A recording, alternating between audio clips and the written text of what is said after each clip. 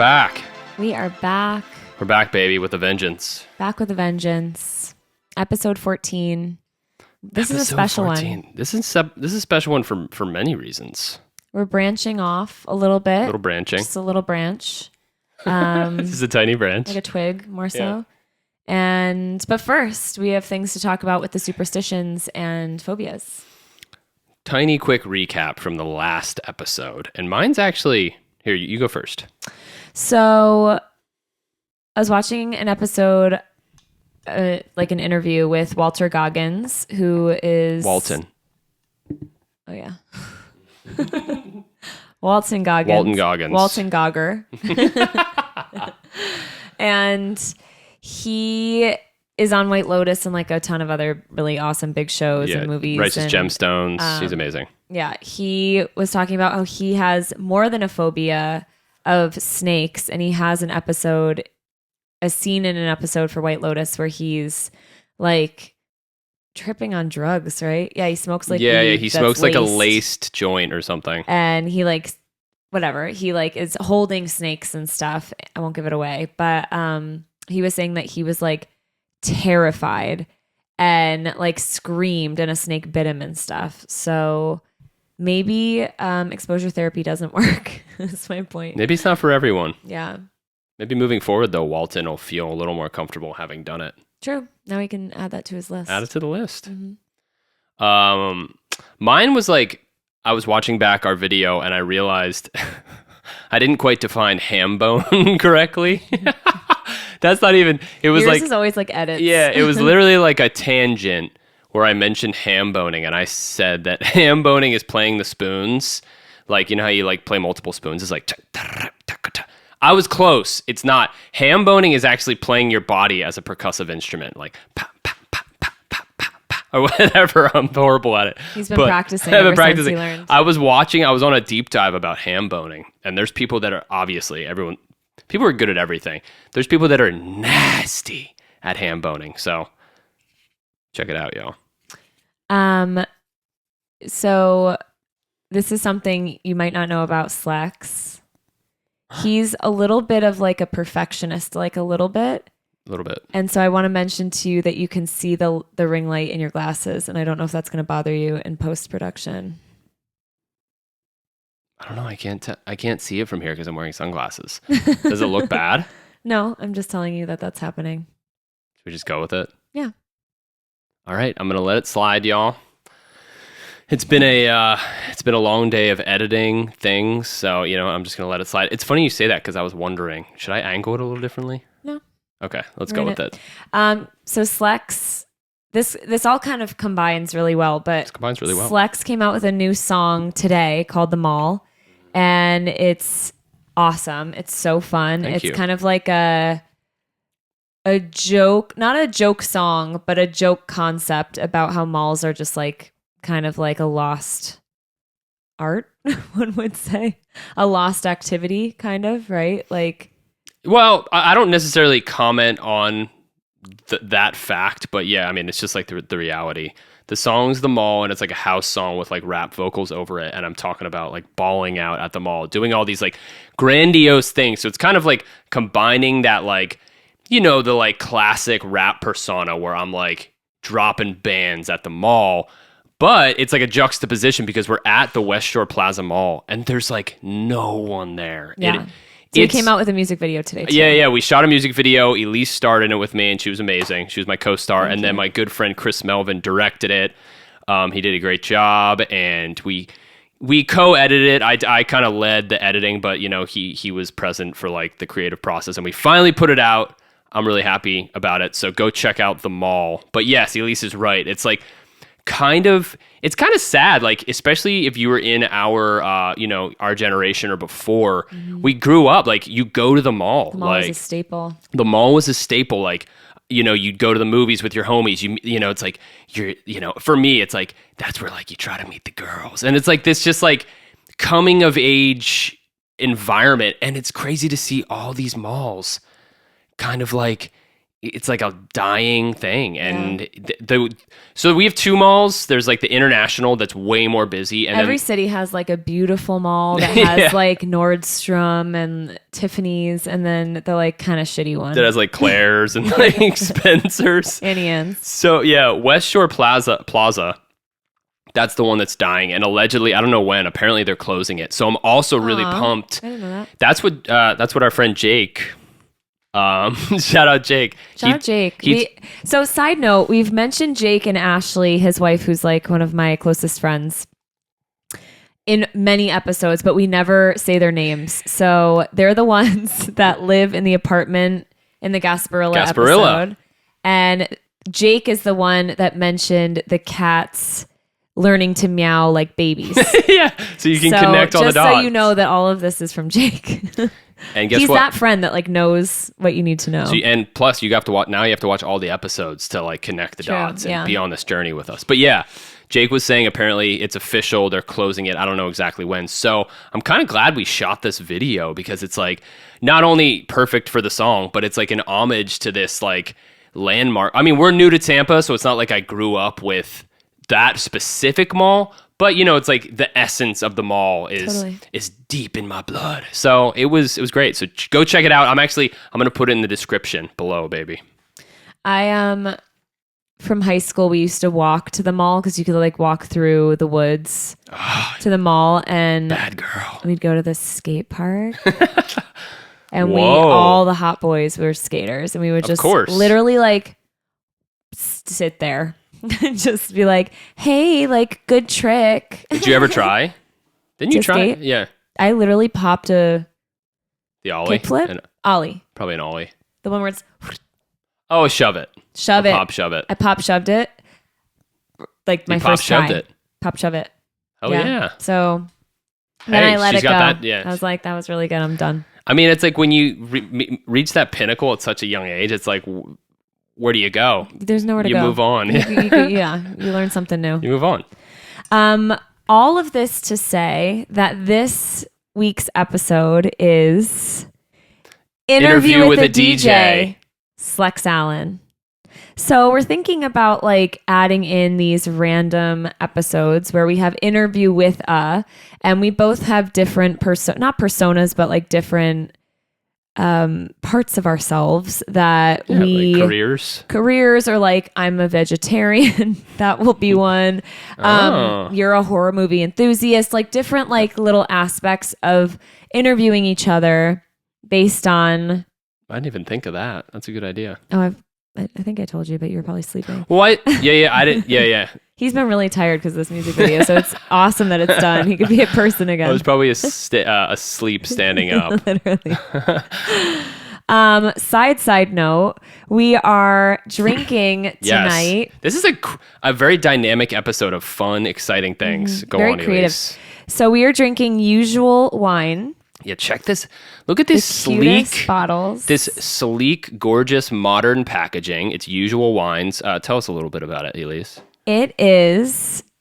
They say that the serving is like a large glass of rosé. Like one large, yeah. Each bottle is like a solid glass for one person, allegedly. Yeah, and it's from, I believe, California.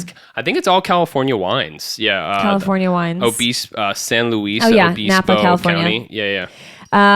It has the serving facts on it, and the different like nutritional facts, which is cool. Most wines I feel like don't have that.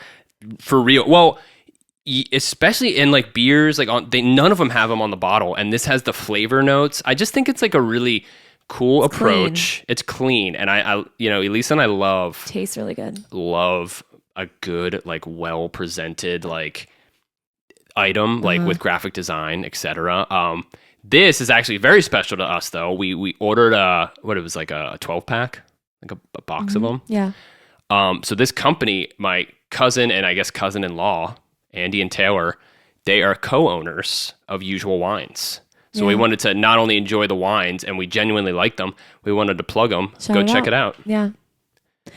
And I think we'll tag them. Yeah. I don't know what the handle is. Yeah, you can get like a whole pack of samplers although it's not samplers, it's like full size. But of rosé, we got Brut champagne or Brut sparkling and red. Like a Pinot Noir or something. Yeah. And it's like, it reminds me of like, it's like a 12-pack of Corona. You know what I mean? Of like 12-pack of bottles of beers. So each one's an individual glass, but it's all individually packaged. And I don't know. I think it's cool. I love their website's dope too. I'm pumped for them. I'm rooting for them. So yeah, shout out Usual. If you're looking for cool wine, cool concept. And so we just did a one-off because A, like we wanted to test it out, and B, we're broke, but you can do subscription based. So if you're just like a wine drinker and you like, you like kind of like that consistent flow, monthly, baby. Monthly. And they're cute for like the beach or boat. Like you could stick a straw in that thing. Yes. And this is going to be a little hack, y'all. Shh. Don't tell too many people about this. Bring it into a movie. Mm-hmm. Don't buy the $9 freaking like Bud Light or whatever. Bring a little wine in and don't tell anyone. Shh. And we got these new glasses because we ran out of vessels. So I got 2 new types of glasses. You'll see the next ones on the next episode. She's going to turn into a little vessel hoarder. We're going to have a lot of vessels. But we break things all the time. I know. So yeah, we make room. That's true. It's fine. It's a constant rotating door. That's a good point. Okay, my friend. All right. Ready? You know, that was a tangent, but it felt good. It was like a nice intro. We were promoting our friends, promoting our cousin. Promoting myself, which is important. Promoting you. Well, you're our friend, my friend. I'm your friend. And also, it's a segue into the topic. Yeah. Oh, and that's all. You're probably wondering why I'm wearing sunglasses. Aside from them being dope sunglasses, I love these. Elyse's dad got them for me. Shout out. I'm wearing them because it's an interview with the DJ, and I want to look as cool as possible. So here he is. Here I am. Here he's looking cool for once. For once, baby. Okay, Slex. Thank you for sitting down with me today. Thank you, Elyse, for having me. Talk me through you growing up as a kid. Were you super into music from an early age? Yes. Period. Yeah. Next question. It was. I mean, you probably know most of this, but this is for the viewer. I feel like I don't know a lot of my questions, actually. Yay. It was a combination of enjoying my parents' music, and then kind of like eventually building my own palette. Like I think I mentioned to you, one of my first like deep loves of rap was Will Smith. My friend Ryan, my friend Driscoll, and I got super into like DJ Jazzy Jeff and the Fresh Prince greatest hits. So like Girls Ain't Nothing But Trouble and Summertime and all those like, throwback 90s Will Smith songs I loved. So that's when I first started getting into that in like elementary school. And then I pretty much listened to anything my parents would listen to, obviously. And we would listen to dinner music. And it's funny because it's like, and I think you can relate, it would be like a lot of smooth jazz and then stuff like kind of like Anita Baker, like R&B. There'd be Sade. There would be like a little bit later, it was like soft rock. So like John Mayer and Jason Mraz and shit like that. And I remember at the time, we're trying to be cool and belly aching. But in hindsight, I like all of it. So I think that's good. It ages well too. It ages well. Like I used to like poo smooth jazz, and now like pop on some smooth jazz, and it's like yeah. And Sade, I mean, I don't think I've honestly met anyone who doesn't like Sade. Sade rips. And then like that kind of stuff. And then my dad listened to a lot of classic rock. Like I was just listening to Tom Petty today, and I was reminiscing about how much I love Tom Petty. So I was huge into Petty and like the Beatles. And then my dad was super up on current music too. So like Third Eye Blind. And so it was like to answer your question, like long story short, yeah, I was super into music. And like, I remember being really, I'm like, I feel like I'm pumping myself up, but I remember being like really observant of like certain aspects of certain songs. Like this is random. I haven't thought of this for years, but the drums and Learning to Fly by Foo Fighters, the song, I'm looking for sun and then. Yeah, that's on Rock Band. That's yeah. I've played the drums. So the drums. In the verses, the drums are dun dun dun dun dun dun or whatever. But I remember there was the first time I heard that style of drumming, and it like blew my mind. Wow. So I remember, it's like So you're like dissecting songs at a young age. yeah, really young. Because learning to fly, I think I was or learn to fly, whatever. I was definitely in elementary school, so it was like 4th or 5th grade. But yeah, I loved it for a while and had piano lessons and all that. Love that. So that's my answer. You quickly became a hip hop elitist. When did you start making rhymes and raps? That's a great question. So Slex talks about when he was in high school, he like only liked conscious rap and like old school hip hop, and any other music just sucked, and it wasn't even slightly good enough for him. Even like Drake and stuff you like hated in the beginning. Yeah. Okay, that's an overstatement. Not every other music sucked, but a lot of like mainstream rap, I turned my nose up at. I didn't prefer it. I was super into, I guess it started with like probably like Ludacris, and then Kanye got super big when we were in middle school, and then everything changed. Okay, wait. I'm getting ahead of myself. My brother started being able. He has an older brother. I have an older brother, so he was into rap too, and he started being able to get parental advisory albums, and that just opens the floodgates. Not that we were like craving curses, but like there's so many rap albums that are parental advisory. End of story. Most of them. Yeah. So he started getting. I remember he got a Mobb Deep album, Infamy, that was like, oh, I freaking love Mobb Deep. And then we started kind of getting, it all changed when my brother went to college. So he was 3 years older than me. So he went to college when I was a sophomore. So not only am I kind of cultivating my own tastes, and I would go, remember FYE? Yeah. For the youngins, it was like a CD store. I would literally go to the CD store and like listen, because how you could like scan the barcode and listen to the songs, listen to as much as I could, and then try to make an educated decision. But I was really trying to like build my CD collection. Like, what are some of the albums I messed with? Like Hieroglyphics, which is like a West Coast. I think you've heard them. Whatever. Hieroglyphics, The Far Side. I started getting into Outkast, and then my brother showed me like I had never heard a Tribe Called Quest, and my brother brought that back from college, and I was like, whoa. And then that opened the gates to like De La Soul, which is all like the conscious hip hop movement in like the golden age in the 90s out of New York. So yeah, like you almost got a tattoo about it. Yeah. I still love Tribe Called Quest, but I was like obsessed with Tribe Called Quest. You wanted to get a tattoo that was Tribe Called Quest logo mixed with Ninja Turtles? No, Donkey Kong. Donkey Kong. Sorry. Donkey Kong Country, it's still one of my favorite games, the Super Nintendo game, but I was like super into that, and I wanted to get the like for those of you who know the like Tribe Called Quest logo, that's like the Zulu African artwork, that's like it's like green, red, and black. I wanted to get that like combined with like the DK, which is like a yellow and red color palette. So the colors would have worked together, but it would have been yuck, stupid, and Elyse would have never married me.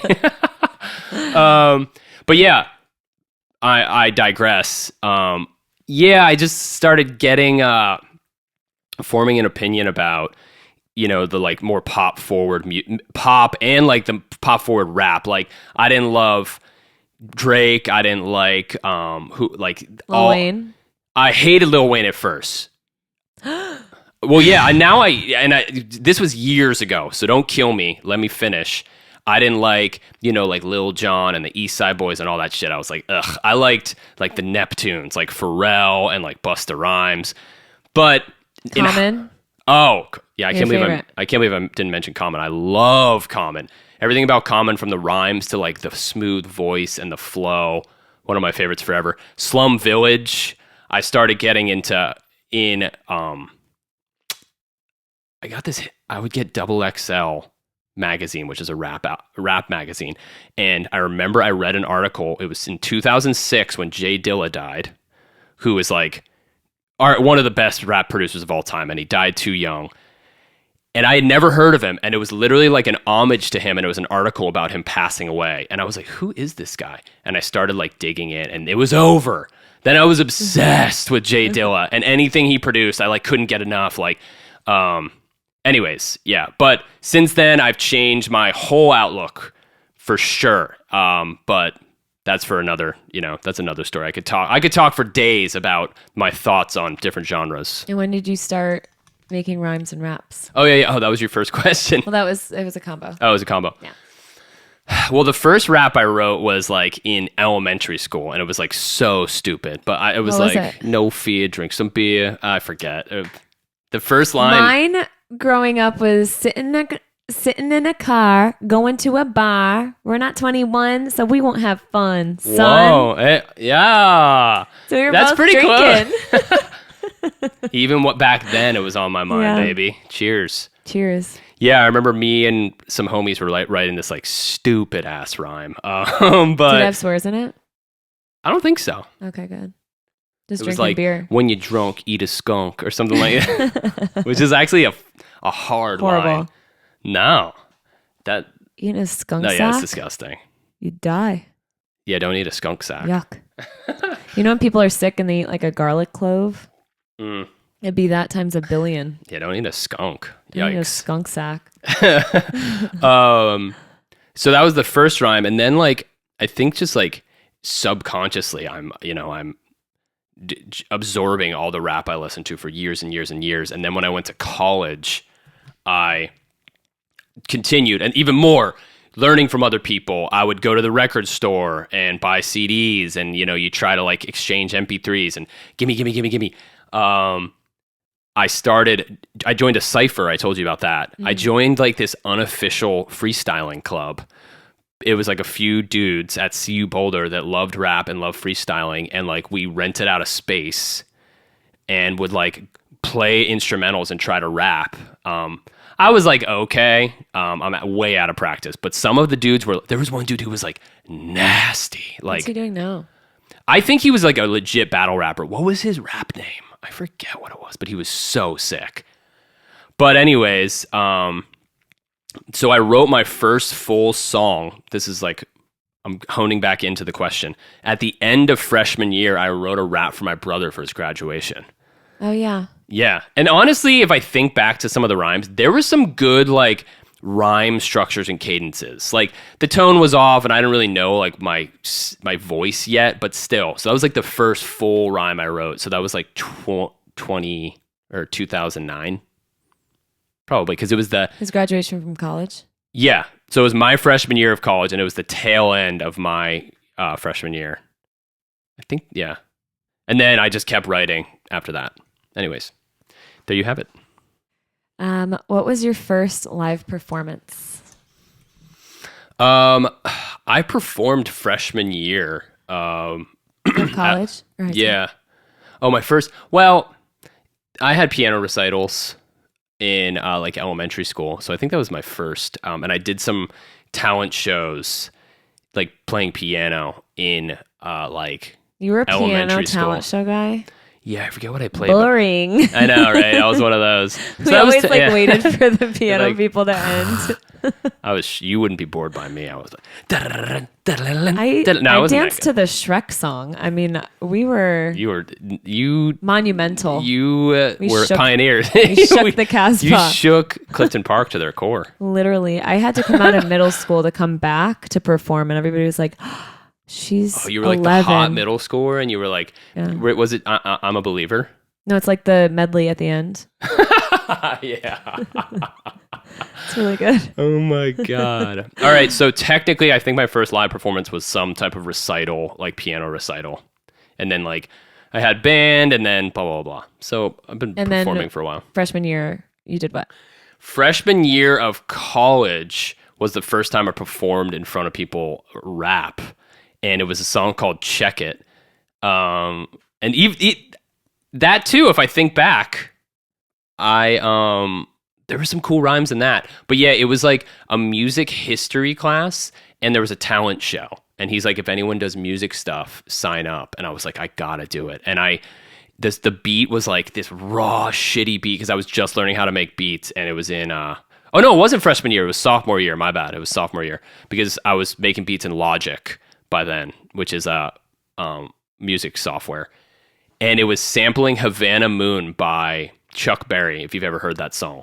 I like looped it and then added drums, and man, I should try to find that song. You should find it. Anyways, yeah. So that was my first rap performance. How'd it go? No. First rap performance in college. Freaking backtrack. My first actual rap performance was performing the song for my brother at his graduation. Oh. So that was right. the summer after freshman year at my brother's graduation. And that went really well. That was fun. I bet. We also have a massive family. Like all of his parties are like huge. Everyone was amped. Yeah. Anyways. That's when you stuck it to being the cool guy of the family. You're like, that was when I was like, here I am. When did you know you wanted to become a performer? Was it that moment rapping at your parents' house? That felt really good. For sure. Oh, that wasn't at my parents' house. It was in Vermont. Doesn't matter. That felt really good. And maybe that was like kind of the start. I really enjoyed writing it. I enjoyed producing. That's a good question. I remember. Were you like a kid, like a little kid, like pretending to sing and dance for your parents or something? For sure. I would always do like, I think I did some singing dances, but I also did like impressions, and I always liked being like silly and like dressing up. I remember my sister and I did like this, because I had a little camera. We did this like soap opera called It's Not My Fault. I wish I could find that, because we did like dramatic episodes, and I still remember the theme song. It was like, we would do the episode, and then we would go behind the camera, and we'd be like tune in next time for It's Not My Fault. And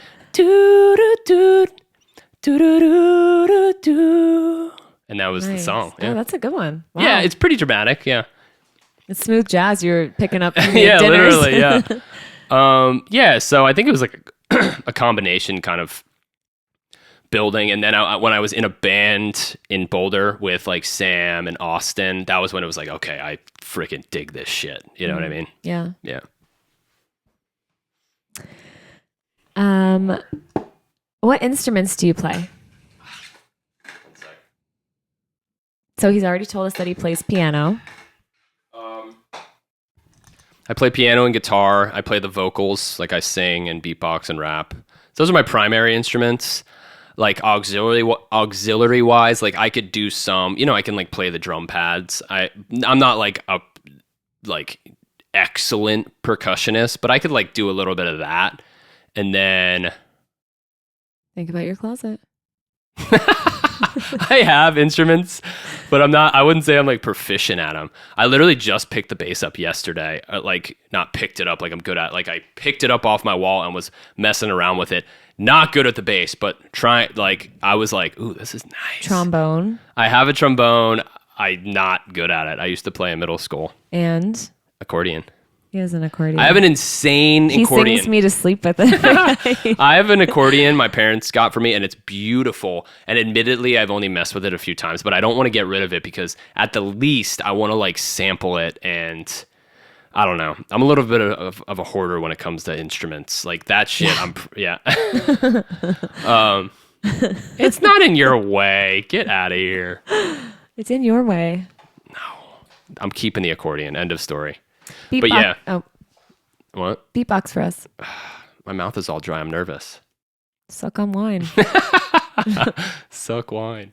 So Slex used to be in, I don't know if this is a question. I don't think this is a question.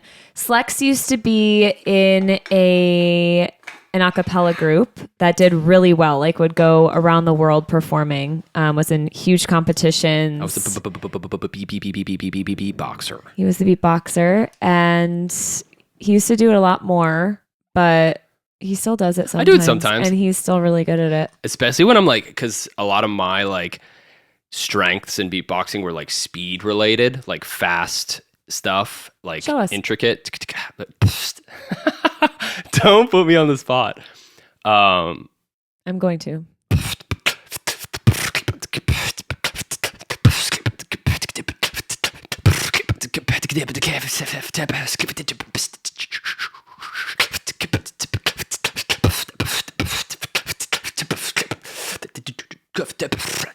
One of my favorite things to do is like loosen the sounds up and then tighten them back up, like da da da da da da da.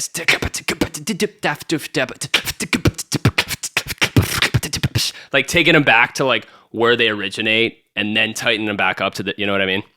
Crazy. Getting loose with it. How did you learn how to do that? I'm going off script. That's not even on here. Oh my gosh, I still remember how to do this. The first beatbox sound I learned was like a little scratch noise. I've told you about that. I would do the bass in my throat. And I would do, I'd be like, I was so dumb. I did this in like 5th grade.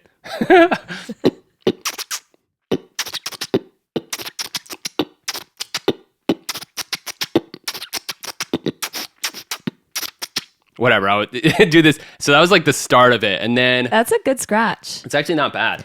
Your bass kind of sounds like it's good, but it kind of sounds like a frog. Yeah. Or a pig. I later learned that you do like the bass with the B sound, but that was like where it started. And then, I would do beatboxing a little bit in like high school. But I didn't really learn like how to tighten it up. And like the game changer is inhalation sounds, because then you're not out of breath, and you can you can cyclically beatbox without having to like be so gassed. And I learned that like in college, the like K snare, but you inhale. So instead of going, you go. So then it's doing the work for you. It's inhaling for you. And then like you can make inhales like part of it. You don't have to be like, you can be like, you know what I mean? Like, so my inhale is literally just, it's like a reverse hi-hat. You know what I mean? Mm-hmm. So yeah, it got super fun and I got super into it. I used to do a little bit of throat bass, so like, I can't do it. But I don't know. I didn't dive. That's like a whole nother like path I didn't dive into. So if that's what you came here to listen to, sorry, that's not me. No, they got a show. Thank you. Love that. Thank you for that. Okay. When did your hip hop start to shift to focus on EDM? Great question. EDM, for those of you who don't know, electronic dance music. I didn't know much about it. I know I had an ear for it. Like I didn't know I liked it. Yeah, because you were an elitist. Yeah. Excuse me. She makes it sound like I was just like this. You made it sound that way. That I was just this prick. I just didn't prefer, whatever. We already talked about that. I first learned about like the wide world of dance music in obviously college. And I think we've talked about this before. One of the first artists in hindsight that I didn't even know was like an electronic producer, because he's got like crossover into hip hop, is Flying Lotus. And I remember my friend was showing me that and I'm like, yo, and we would like freestyle over Flying Lotus beats. But then like to really amp up the level and that like really solidified like harder dance music, Deadmau5. Yeah. Come on. Everyone. At that time, that guy converted so many people because he had such a way with like really palatable, like melodies.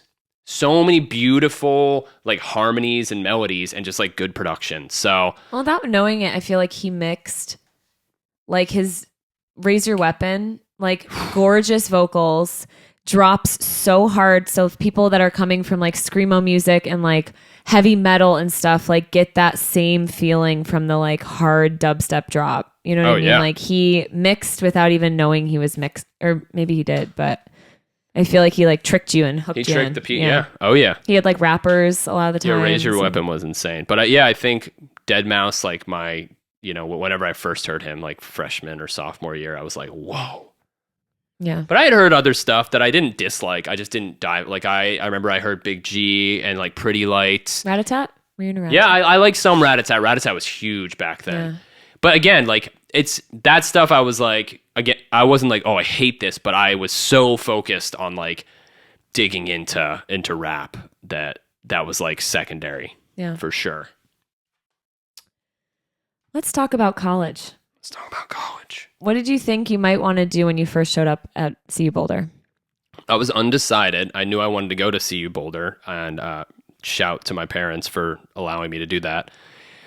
But I was leaning towards, I was always leaning towards maybe bio. I also liked math. So it was like those two. I was really good at calc. I couldn't do calculus to save my life now. But at the time I was nasty at calc.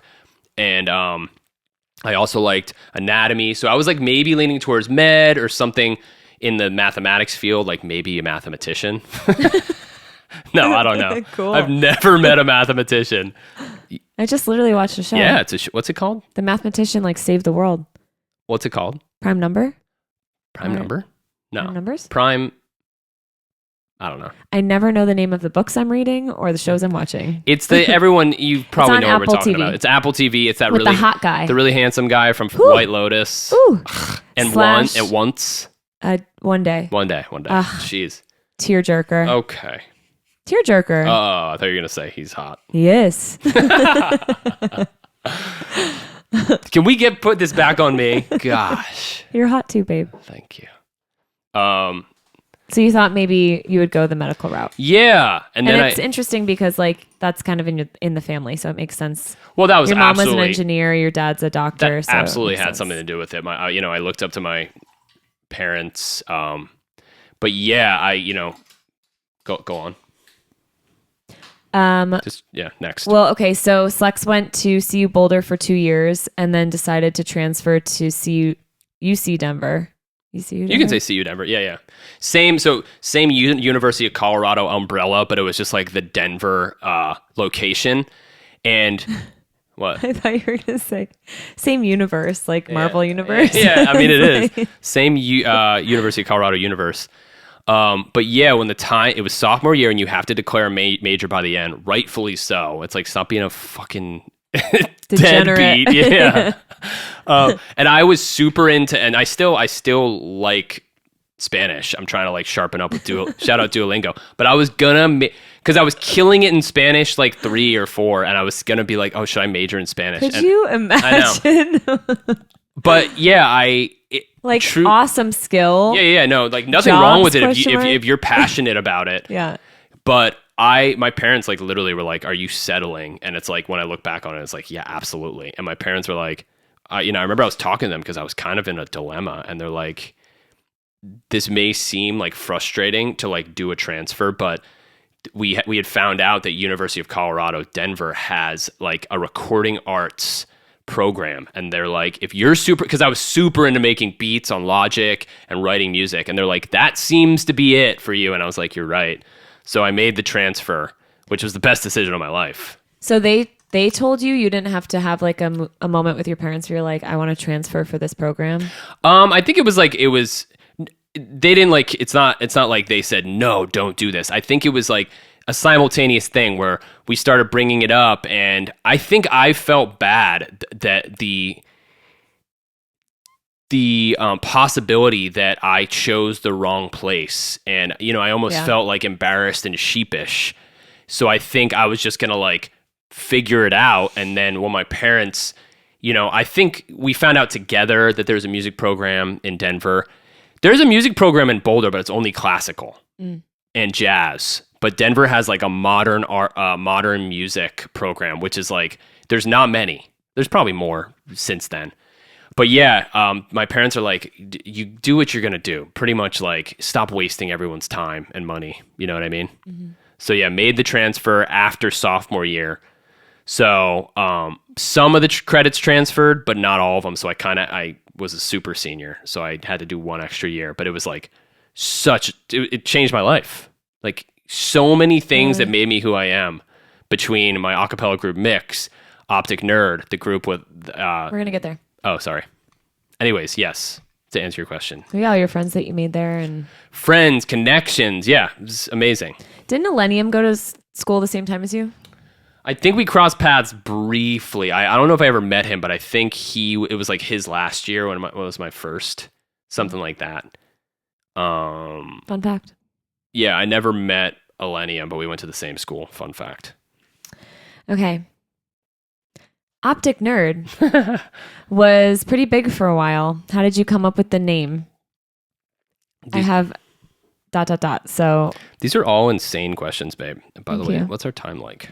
So Optic Nerd was Slex's first band. Well, not first band, but your own first band. Yeah, it was. So you were in Ghost Town Bandaloo. Let's backtrack. Ghost Town Bandaloo. Which was like a folk band or something. I didn't know Elyse by then, so she'd never seen it. No, it was honestly we had some good times, and it was like a multi-genre band because it was like this hodgepodge of dudes that liked all different music, and we all wrote. So I was super into like rap and pop. Austin was into like punk and rock, and we had some like reggae in there, and we had like soul. So it's like I guess we were kind of like a reggae rock band with some rap. I don't know. We were doomed, but it was a good time, and I think we all had it built us as musicians and as friends, and it was shout out Ghost Town Bandaloo guys. It's still your grandma's favorite band that you're in. Yeah, my mom's mom, my grandma Gigi, she'll still bring up Ghost Town Bandaloo, which there's nothing wrong with that, but it's like, Gigi, I've been coming out with quality music for like a decade since that damn band, and all she brings up is the shitty EP we released. Sorry, if you listen back to it, it's pretty shitty. It was our first recorded thing, and it was like, it's okay. It's a little too dry. Okay. Whatever. Yeah. So then you started Optic Nerd. Sorry, Gigi. I love you if you're watching this. You started Optic Nerd. Where did this... So wasn't it Chris Scott? So it was Chris Kimmel, Slex Allen, him, all one person. One person. Chris Scott. So as we've talked about, Chris is only Chris's. friends with Chris's for the most part. It's a funny joke we have, but yes, another dude named Chris and I formed a band. But weren't you Optic Nerd first? Truth be told, Optic Nerd was one person initially, and that was my like rap name. And I thought of the name because I wanted to like, because it's like backpack rap, kind of like nerd rap, kind of like, I'm not like rapping about like hood shit. So I wanted it to kind of have something, nerd based. Excuse me. I'm burping like crazy because of our dinner and because of I don't know. We ate salad. I don't know. It was the falafel or something. Oh. Whatever. It doesn't matter. I wanted a play on words. I wanted a pun. I'm like talking through burps. I wanted to. That's a John Mulaney joke. I didn't make that up. I wanted the nerd thing, and I also wanted like a play on words. I thought that'd be fun. And then like, like the optic nerve is like the primary nerve leaving your eye. And, I was kind of into like anatomy. So it all kind of just culminated. And I remember I was laying in bed, living on the hill in Boulder, and it just like hit me. You went, Eureka! Yeah, literally. I was laying in my bed in my tiny room. I lived in like a closet, literally. And it just smacked me in the face. And I was like, yo, that's sick. And I remember I was going to spell it OPTIC space NERD. And I remember I was talking to my brother's friend, Brent. I think it was Brent that told me. He's like, put it together and make it a Y, OPTYC NERD. And I was like, you're right. So it's OPTYC NERD. And there's still all of our stuff on YouTube and Spotify. And we had some... They have millions of plays. Yeah, on to the death, I will defend Optic Nerd because we made good music. We made sick music. Anyways, oh yeah, and then I had that name, but then I met Chris at school, and initially we had separate names. I was Optic Nerd, and he was me BC. But we're like, it was confusing, and we're like, why don't we just both be Optic Nerd and make it a duo? And that's it. Crazy. Explain the feeling you get when you would perform and the difference in that from small to large audiences. Wow, these questions. There's definitely like a fulfilling feeling, and it's like the nerve. I'm sure you can relate. Like I'm sure you get nerves sometimes before you're teaching, or do you? Yeah. The nerves that. The pre-show nerves that channel into this like burst of like endorphins and confidence is like really hard to match, in my opinion. So, and it, obviously when the energy, it doesn't even depend on how big the venue is. I'm sure any artist or performer can relate to this. It does not matter how big the venue is or how many people there are. It's all about the energy. If there's 10 people and it's like a tight room and we're just vibing, like Chris and I would play like house parties and there was not that many people, but we're just wildin' and it's so fun. But then we've played, when we did Hometown for the Holidays at the Summit, it was this sold out show and it was freaking packed and it was insane. It's like the same feeling. It doesn't matter. I mean, I've never played like an arena, but I mean, I can imagine that the feeling is pretty similar. You know what I mean? I mean, you hear from these big artists that a lot of them like playing the smaller venues. Well, and in an arena that there's a ton of people, but like with all the lights and stuff, you probably can't even. It's almost like more isolation, than, like, right in front of you. Anyways, yeah. You see these boiler room sets where it's like the people are right up on the DJs, and that gives me anxiety because of like the gear. But I honestly think that's such a cool environment to be right next to someone who's so into it. Yeah. That kind of answers your question. Yeah. Okay, so I want to bring up Funkavino. Go on. I feel like I'm the narrator in this, but Slex. So before Slex was Slex, he was Chris. Okay.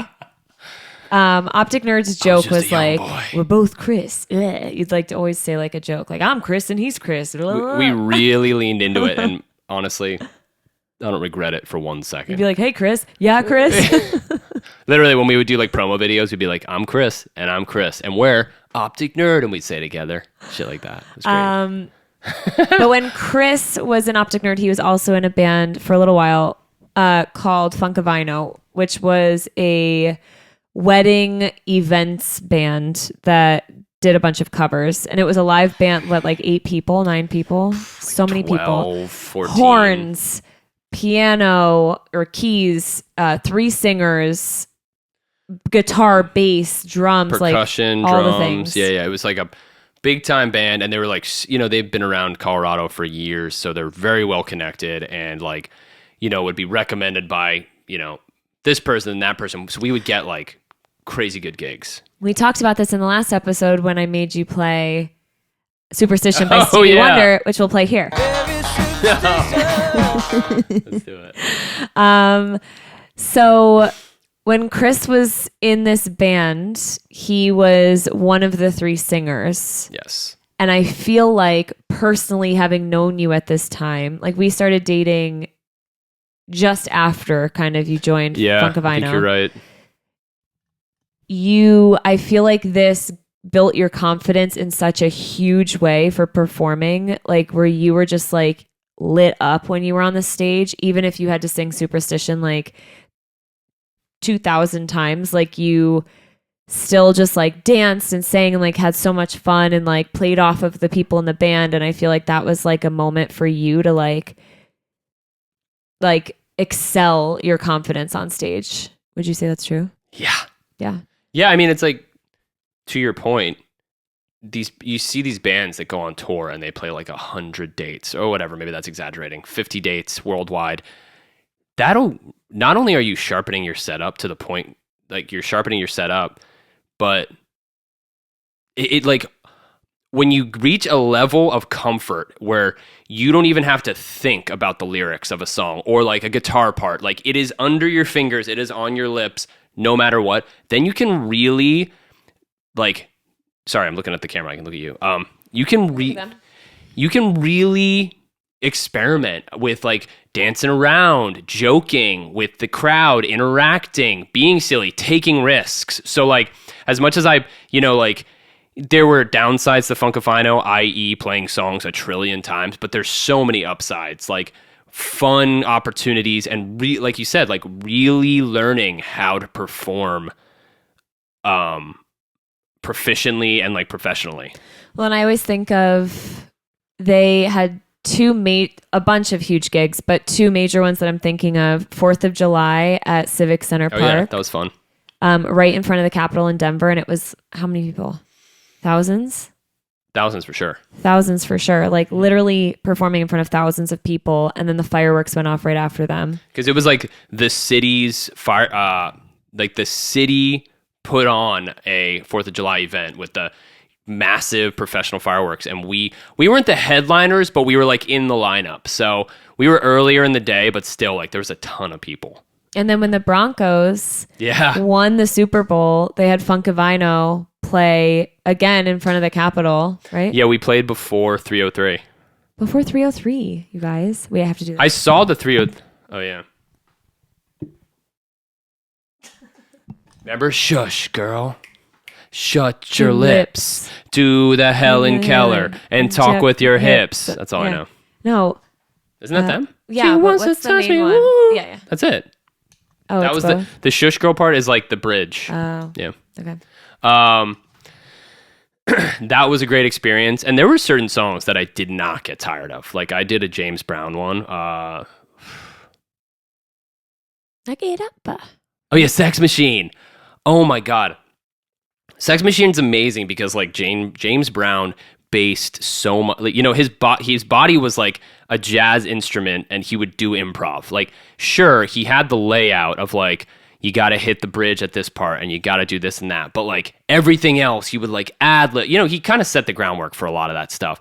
So to listen to his stuff and then try to emulate that and I get on the scene, I like a sex machine, and like oh my God, it was so fun. So a lot of that was amazing. What was the one that was out of your range and was uncomfortable to sing? You had to do it every gig. Do you remember? A few of the songs, but one of them was How You Like Me Now. I did it really by the heavy, the How You Like Me Now, but I would do it in full voice. So parts, it's a really high energy song. I'd be pretty much yelling, and there would be times where I'd ask the band leaders, like, can we just not do this one? And sometimes we wouldn't do it, but a lot of times they'd be like, please do it. And I'd be like, oh my God, I'm going to damage my vocal cords. But here you are. Here I am.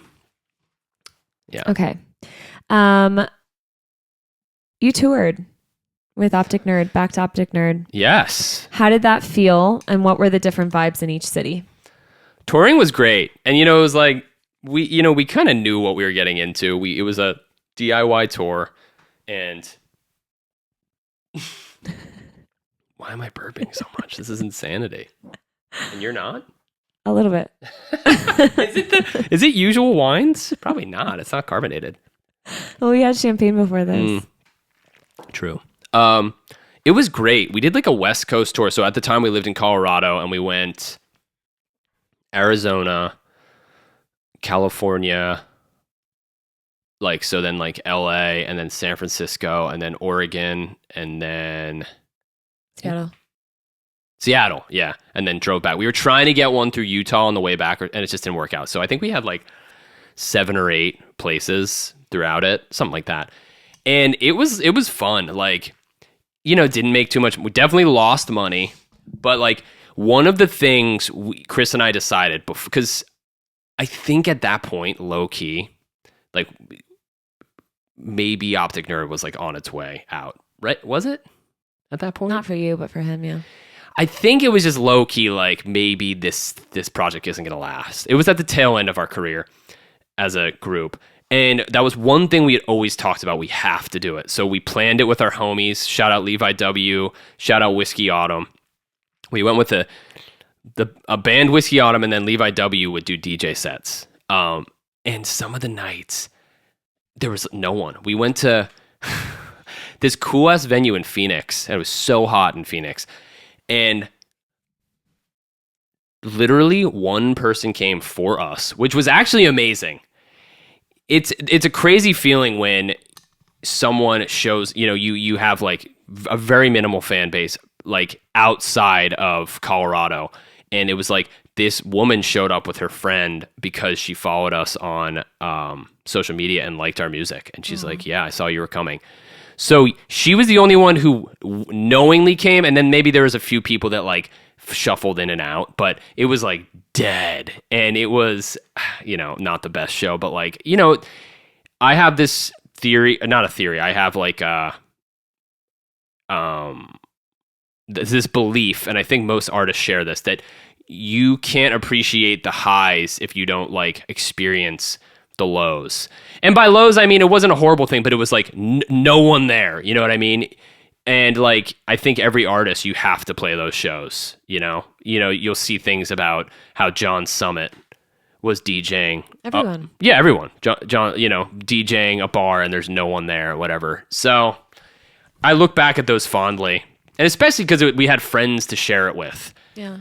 We did and then we played at the Silver Lake Lounge, which is actually an iconic venue in LA. So I'm glad we played there. The turnout, not that good. We were supposed to, we were trying to get local support to play, or we would support them and they would headline, and we had a band lined up and they were sick and we were so pumped, and they dropped out remember that?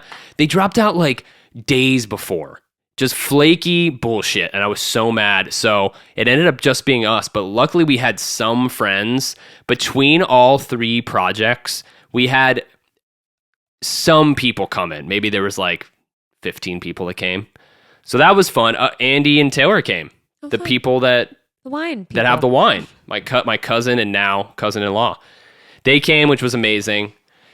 We did a So Far, which for those of you who don't know, So Far is they're intimate gigs usually hosted at private residences, and it's usually limited capacity, all that kind of thing. We played. And you don't know, you sign up to go and you don't know who you're going to see.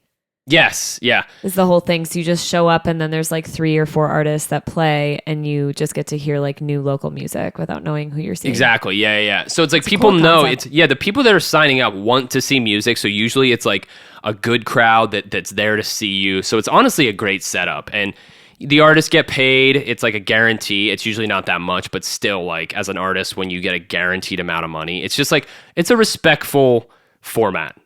We did a So Far in San Francisco that was so sick. It was in someone's backyard in the middle of the city, and it was this big, it was a nice house, this big ass backyard.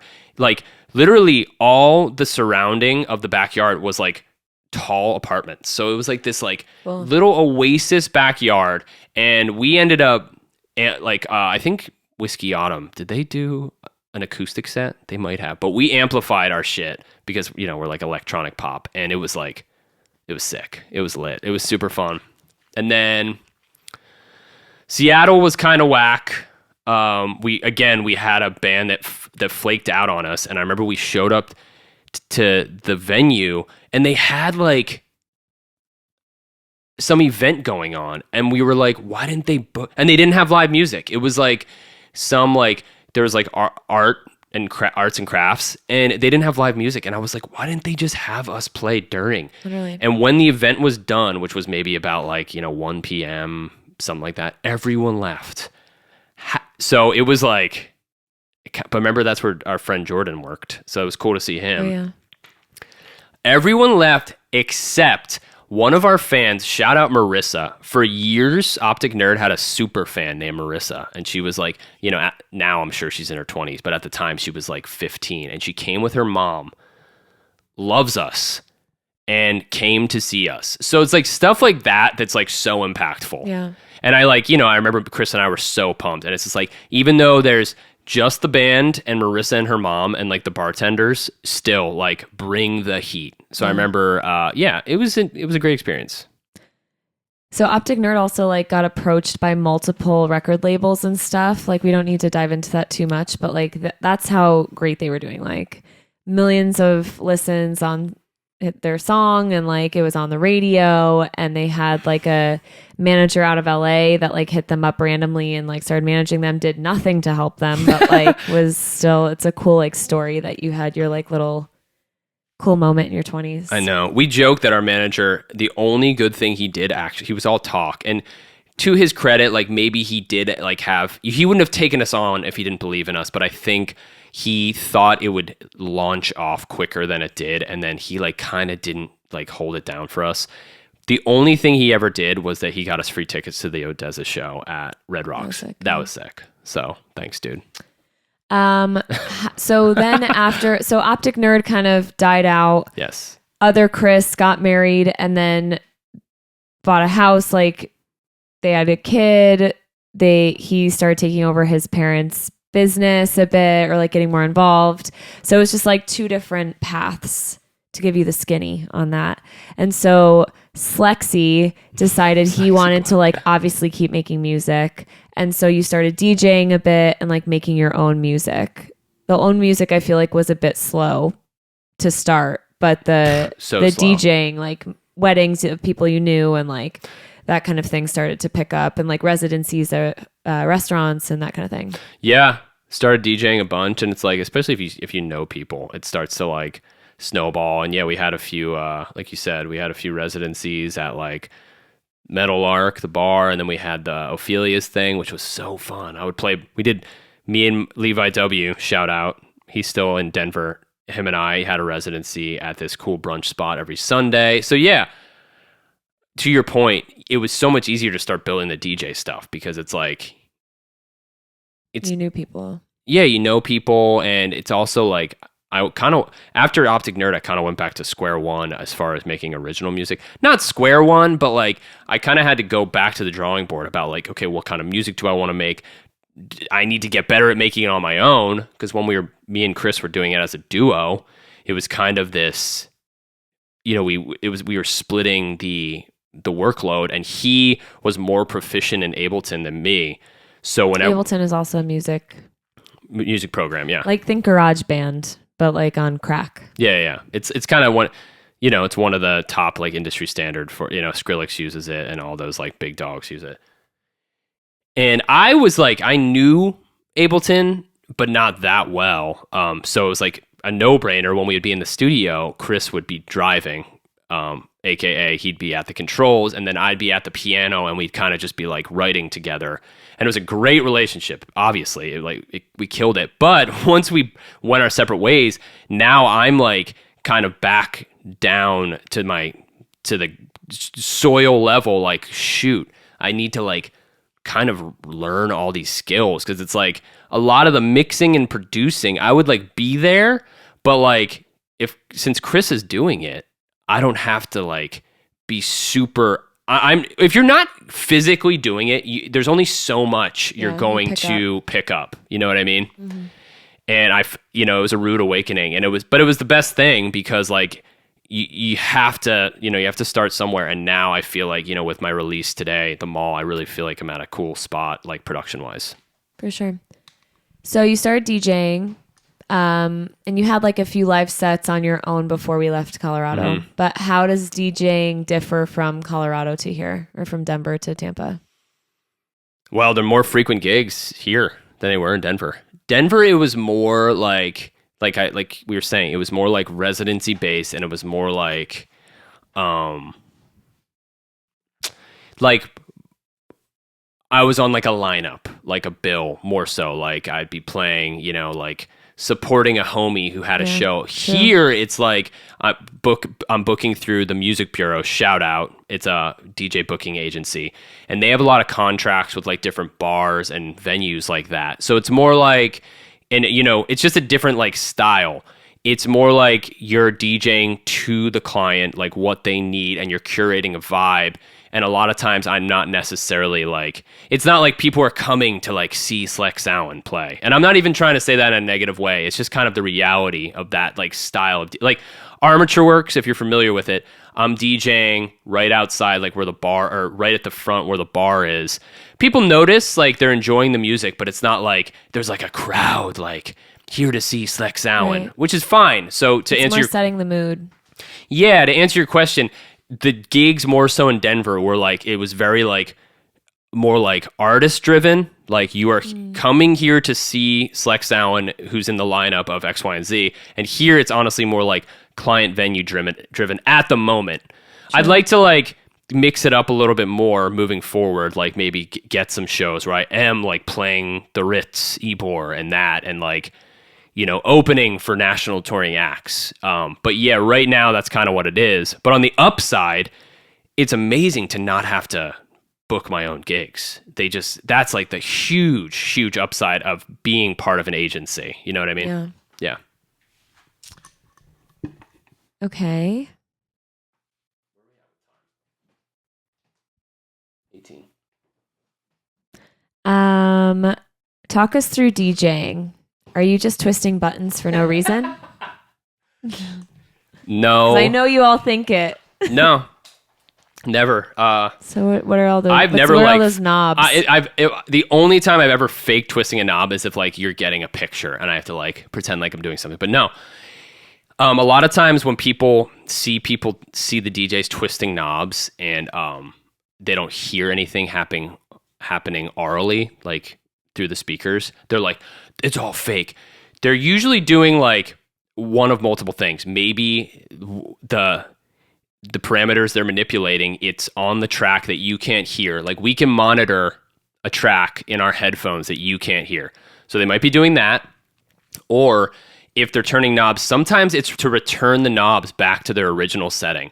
So if I'm like, mixing out of one song and I'm throwing like reverb on it and I'm cutting the low end and I'm boosting the like filter and all this stuff, and then I cut into the next song, I need on that specific channel, I need to return all those parameters to 0, like in order to import the next track onto the channel, if that makes sense. Mm-hmm. So yeah, a lot of time, unless a DJ is like literally faking it purposely, like most, like all those times that you think a DJ is not doing anything, they usually are. For sure. I remember back in the day, I would go to shows and you're so far away and you see the DJ. I would think the same thing. You're like, what? They're not doing anything. It's like, no, like usually they're doing something. They're doing something. Yeah. And like you'll see DJs like tapping the cue button and you're like, oh, I don't hear anything. That's because they're queuing up the next song to play it in time. You know what I mean? Mm. Or they're setting like a loop. A lot of time it's just because you can't hear it through the speakers. Anyways. Thank you. That clears it up, I think, for all of us. Okay, we're going to play a quick game. Yikes. It's called Name That DJ. Okay. I have a fact about 4 DJs, and you have to tell me which DJ it is. Fun. Okay? All right. You ready? I'm ready. Okay. Who is the DJ whose real name is Adam Richard Wiles? Adam Richard Wiles. Is it British? Yeah. Okay, that helps. Adam Richard Wiles. Is it Adam Richard Wiles? And he chose his stage name because he felt it sounded more racially ambiguous. Huh. And his first single was a soul track. Oh, not British. Oh no. But same vibe. Same vibe. Same area. Okay, not British, but I'm trying to think. Like Cascade? No. Calvin Harris. Oh, he's Scottish. Scottish, yeah. Interesting. Mm-hmm. Okay, I didn't know it. I thought his name was Calvin Harris. Yeah. DJ number 2. DJ number 2. Which DJ survived a heroin overdose in 2012 and now uses his platform to advocate for overdose education and naloxone, education for drugs? Millennium. Yeah. Yeah. Wow. Very good. I knew that one. I don't know. I think I like kind of read that fairly recently. So it just aligns. Next.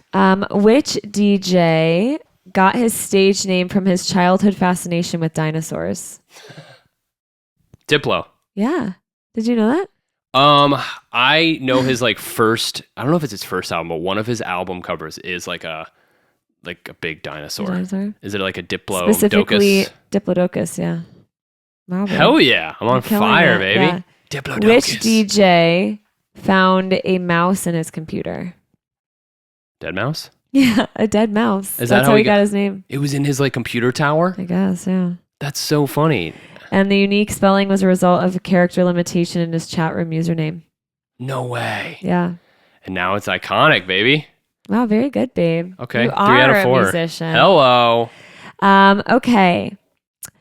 You're a performer at heart. How does the feeling on stage differ from live performance versus DJing? That's a great question.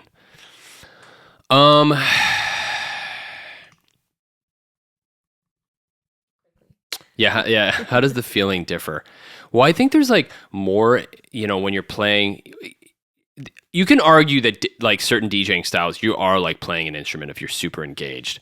But I think when you're playing your own music, especially, there's a level of like pride and like excitement, especially when you see people responding well. That's just like, in my opinion, it's like it just elevates the what's it called? The fulfillment. And I love DJing, and I think I honestly don't DJ much of my own music at these gigs, so it could be different when I start like DJing like more like venue like club style stuff. But yeah, like when I performed, and I love just playing instruments because I like the challenge. So I think the level of fulfillment for me is higher with like live instrumentation. Yeah.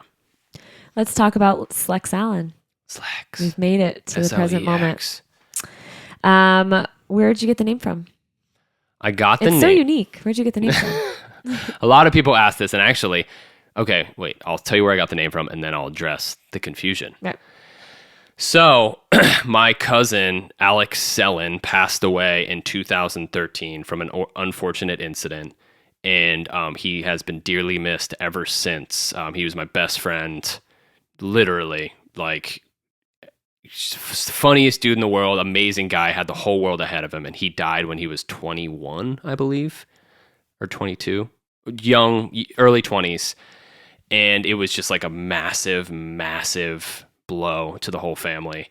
And it makes me laugh because he's just like such a goon. He on Facebook took the letters of his name and switched them around. So his name's Alex Sellen, Alex Sellen, and he took the first letters and switched them around. So it was Slex Allen, Slex Aellen. So when he passed away, I was simultaneously trying to think of a name, or no, not right after he passed away, because it was Optic Nerd and all that shit. But years later, when I wanted to think of a name, he was on my mind, because, you know, obviously I think about him still, like, regularly. And I was like, honestly, it would be so cool to pay him homage and use that name somehow. So initially it was going to be Slex Allen, like the literal name he used on Facebook. It's still there. If you search Facebook, it'll still be up there.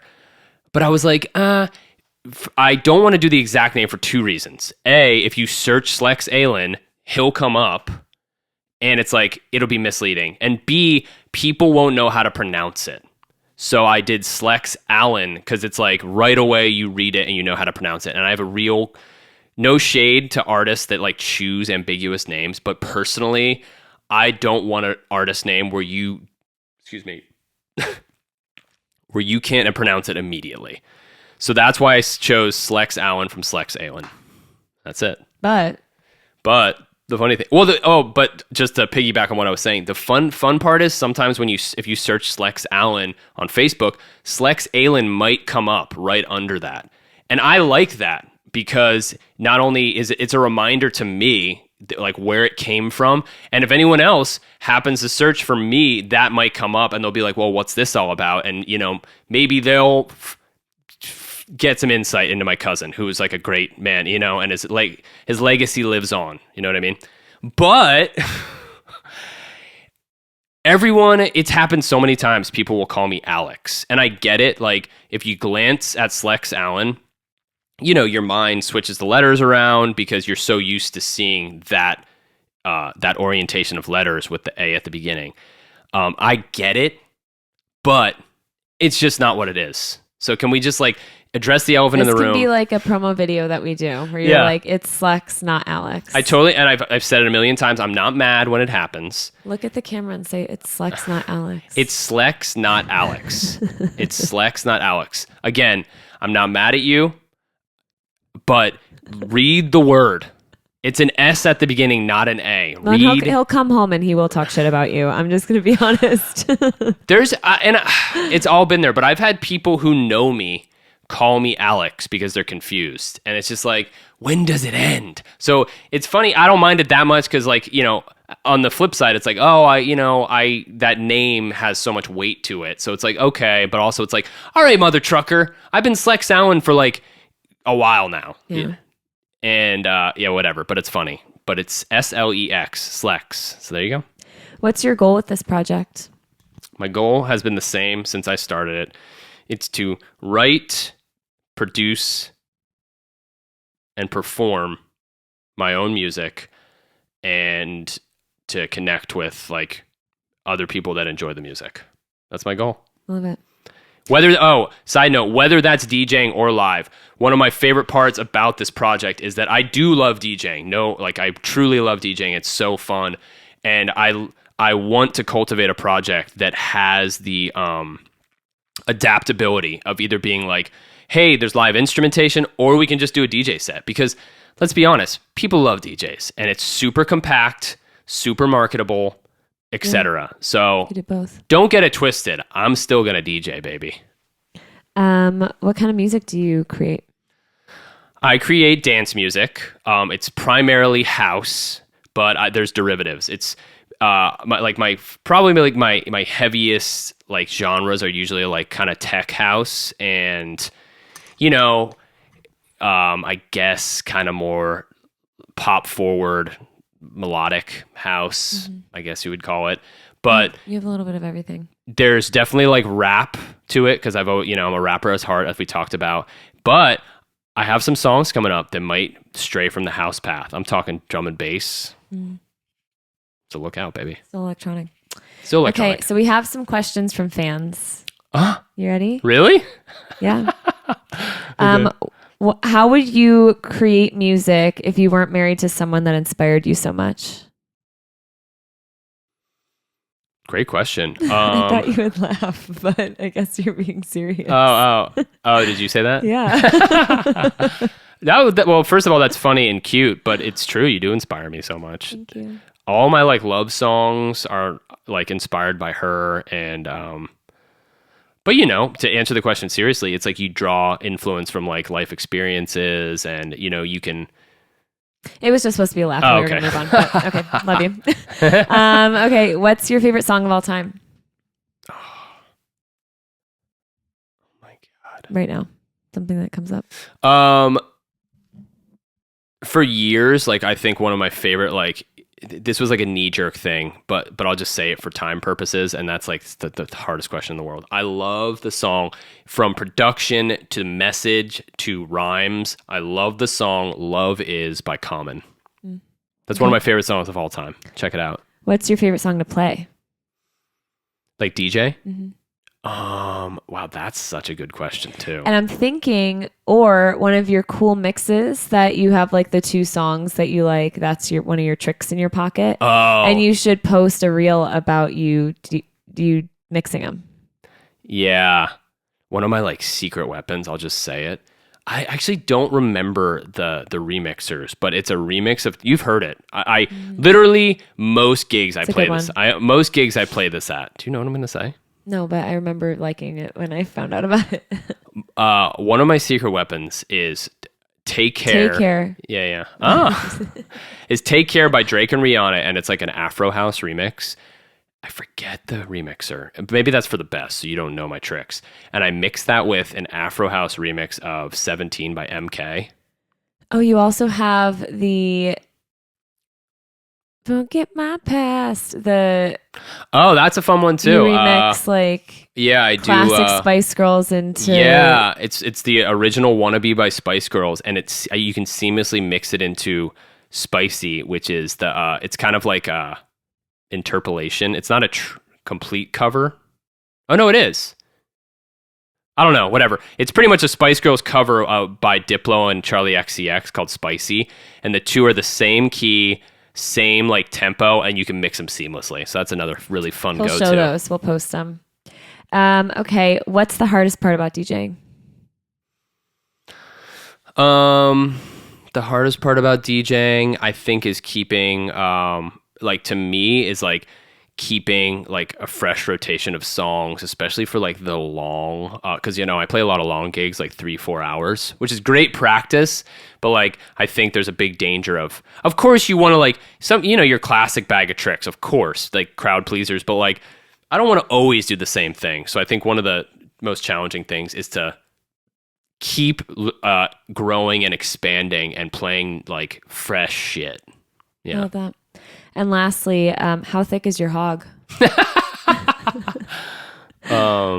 He posted this. Oh yeah. You didn't remember? Yeah. Oh my God. That is so funny. Yeah. Elyse did you say like No, I posted on my story like what are some questions you would ask a DJ, and that's and you know how you can come. like fill it out, and I put how thick is your hog because that's the first thing I ask DJs. Hello. I'm like, yo, my name's Slex Allen. I'm a DJ as well, too, and I love the shit you're doing. One quick cue. How thick's your hog, dog? Slex Allen, thank you so much for joining me today. It was very fun to know a lot of it, but learn a lot of new things. Did you learn as well. stuff? I learned a lot of new things. Shake my paw. Yeah. You're a great person to interview. Please, round of applause for my beautiful interviewer, because I'm the interviewee. Great questions, babe. Thank you. That was so fun. I love talking about myself. Love to do it again. Yeah. I'd love to do part 2, part 3. Thank you for tuning in. Hopefully, if you didn't know anything about DJs, performers, how to make music, this gave you some insight. Or just if you were wondering about this handsome sex bag over here. That's what they call me, baby. That's what they call me on the streets. The sex now you bag. learned something about my husband as well. Yeah, thanks for tuning in, y'all. This was great. And stay tuned because we might be interviewing Yogi pretty soon here. And a thank you to our unofficial sponsors, Usual Wine. Hopefully one day Check official. them out. Yeah. Wink, wink. Shout out Usual. Delightful. And yeah, I had fun. This was great. And thanks again, babe. And thanks for tuning in and sticking to the end and hearing me drone on and on about myself, baby. We love to hear it. We'll see you next time. Thanks for tuning in. Stay tuned for the next episode of We Don't Know Anything. Peace, y'all.